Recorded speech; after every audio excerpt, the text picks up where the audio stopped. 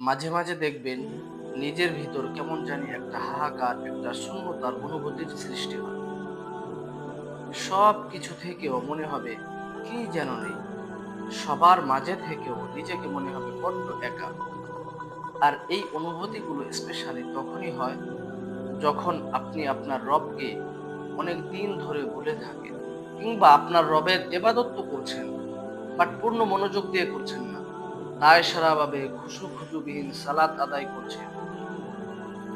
যখন আপনার রাত দিন পার করছেন নিদারুণ এক উদাসীনতা। প্রকৃতপক্ষে আমাদের সকলের হৃদয়ে একটি শূন্যতা, একটি অপূর্ণতা রয়েছে, যে শূন্যতা আল্লাহ ছাড়া দুনিয়ার অন্য কিছু দিয়ে পূর্ণ করা সম্ভব নয়।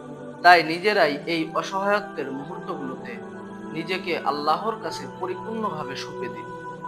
যেভাবে সম্ভব নীরবে ফুঁপিয়ে ফুঁপিয়ে অথবা হাউমাউ করে ইচ্ছা মতো কাঁদুন আল্লাহর দরবারে।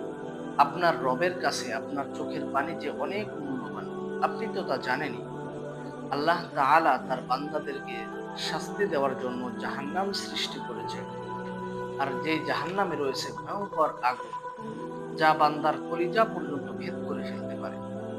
আর এই আগুনকে দুনিয়ার সাগর, উপসাগর, মহাসাগর, নদ নদী, খাল বিল কোনো কিছু দিয়েও নিভানো সম্ভব না হলেও বান্দার এক ফোঁটা চোখের পানি এটিকে নিভিয়ে দিতে পারে। সুবহানাল্লাহ!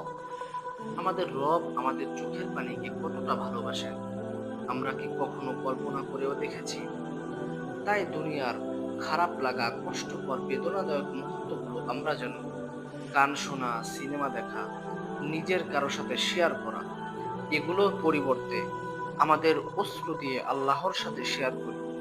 কারণ দুনিয়ার কেউ আমাদের চোখের পানির মূল্য না দিলেও আমাদের রব আমাদের চোখের পানির খুব চড়া মূল্য দেবেন।